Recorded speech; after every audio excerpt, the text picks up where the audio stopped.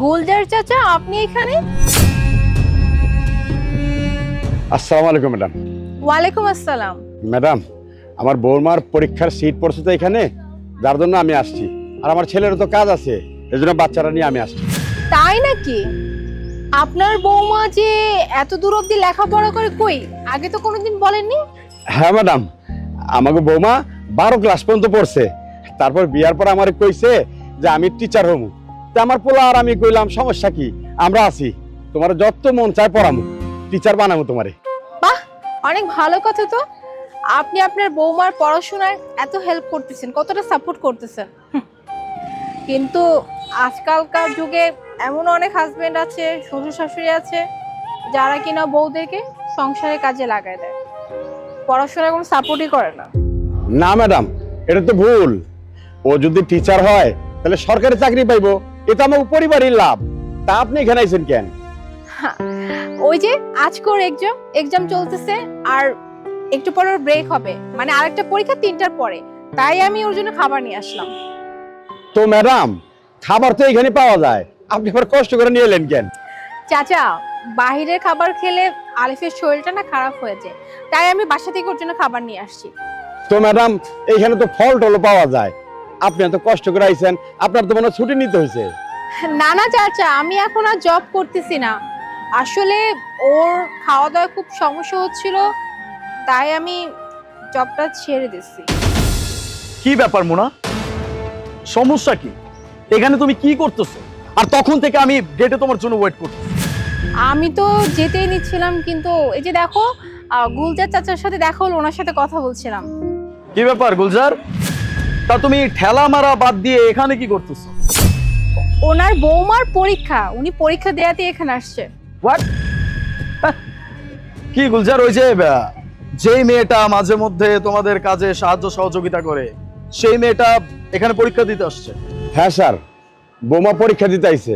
তা সমস্যা কি? হা, মন খারাপ করিস না। আমি তুই বা তোর ওই বোমার উপর হাসতেছি না, আমি হাসতেছি তোদের চিন্তা ভাবনার উপরে। মানে কিভাবে এমন চিন্তা ভাবনা করলি? তুই একজন সামান্য ঠেলা গাড়ি চালাস, হ্যাঁ ঠেলা গাড়ি চালক, তার বৌমা কিনা এত বড় একটা সরকারি চাকরি করবে। আরে বাবা, সরকারি চাকরি কি হাতের হালুয়া যে তুই চাইলি আর পেয়ে গেলি? দেখ, এক কাজ কর, ওই ঠেলা গাড়ি ঠেলে যে 2-4 পয়সা ইনকাম করিস সেটা দিয়ে ভালো থাক না, কেন এই ঝামেলার মধ্যে পড়তে হবে? কিছু মনে করবেন না স্যার, আপনিও কিন্তু ওই হালুয়ার জন্যই পরীক্ষা দিতে আইছেন। এই ব্রো, এই রিল্যাক্স, দম নে। মানে তোর এই বৌমার সাথে তুই আমার তুলনা করতেছিস? আমি 2বার পরীক্ষা দিছি, 2বারই ওই 5 থেকে 6 মার্কের জন্য আমি পার করতে পারি নাই। এইবার এই জন্য টোটাল প্রিপারেশন নিয়ে একদম কোচিং করে তারপরে পরীক্ষা দিতে আসছি, কিন্তু কোশ্চেনটা এত হার্ড হয়েছে যে আমি এইবারও পার করতে পারবো কিনা আমি বুঝতেছি না। আর তুই ভাবতেছিস যে তোর বৌমা একবারে পাস করে যাবে? আসসালামু আলাইকুম ম্যাডাম। আসসালামু আলাইকুম স্যার। ওয়ালাইকুম আসসালাম। আমি কিছুক্ষণ আগে চাচার কাছ থেকে এটা শুনছিলাম যে তুমি নাকি টিচার হওয়ার জন্য প্রিপারেশন নিচ্ছ আর এখানে পরীক্ষা দিতে আসছো। জি ম্যাডাম, আমার শ্বশুর মশাই এবং আমার স্বামী দুজনেই আমাকে পুরোপুরি সাপোর্ট করে, এমনকি আমার পড়ালেখার খরচ তো তারাই চালায়। হ্যাঁ, বুঝতে পারছি। আচ্ছা, এক্সাম কেমন হলো? অনেক ভালো হয়েছে স্যার, আমি তো প্রায় সবগুলো প্রশ্নের উত্তর দিয়েছি। আমার নাম্বার মার্ক 100 থেকে 120 এর মধ্যে আসবে। আচ্ছা, এই পাস করার জন্য কত নাম্বার লাগে বৌমা? 90 নাম্বার লাগে, আমার তো আরো বেশি আসবে।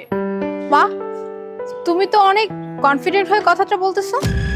জি ম্যাডাম, আমার নিজের উপর পুরোপুরি বিশ্বাস আছে।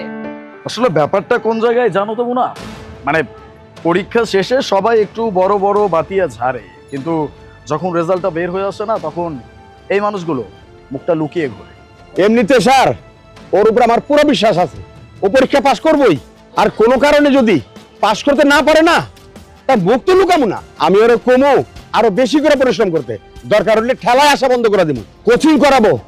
আমার বিশ্বাস ও একদিন না একদিন পাস করে দেখাবো। আরে বাপ, এত বানা না, নিজের বৌমাকে তুই টিচার বানা, প্রয়োজন পড়লে ম্যাজিস্ট্রেট বানা, আমার কোনো সমস্যা নাই।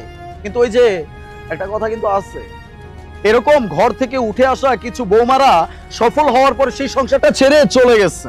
তুমি এটা কেমন কথা বলতেছো? হ্যাঁ হ্যাঁ, আমি মানছি একটা কেসে এরকম হয়েছে, তার মানে এটা না যে প্রত্যেকটা মানুষের সাথে এমনটাই হবে। আর তুমি সবাইকে না এক পাল্লা ওজন করতে পারো না। আমি আমার স্বামী আর শ্বশুরকে ছেড়ে কোথাও যাব না, সব সময় আমার সংসার নিয়েই থাকবো। তুমি চিন্তা করতেছো কেন বৌমা? তোমার সাথে আমি আছি, আমার ছেলে আছে, তুমি আমাদের সাথে আসো, বাস এখানেই শেষ। আরে এটা উনি কি করে বুঝবে যে নিজে বউরে চাকরি ছাড়াইয়া বাসা বসা রাখছে? চলো বৌমা।